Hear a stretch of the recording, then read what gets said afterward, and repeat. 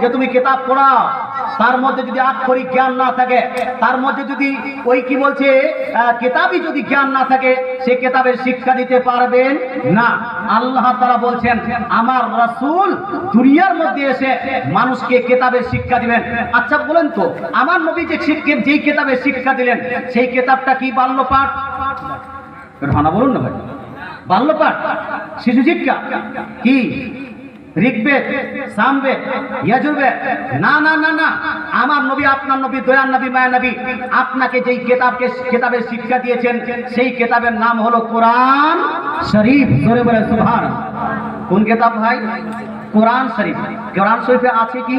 কোরআন শরীফে আছে কি? বলবেন হুজুর কি এমন জিনিস আছে পৃথিবীতে যার বয়ান কোরআনে নাই? প্রত্যেকটা জিনিসের বয়ান, প্রত্যেকটা জিনিসের বিশ্লেষণ এই কোরআনের মধ্যে আছে। তবে আমাদের মধ্যে সেই ক্যাপাসিটি নাই, আমাদের মধ্যে সেই অ্যাবিলিটি নাই, আমাদের মধ্যে সেই ক্ষমতা নাই যে আমরা প্রত্যেকটা জিনিস কোরআন থেকে বের করতে পারবো। এটা আমাদের অক্ষমতা, এটা আমাদের মূর্খামি।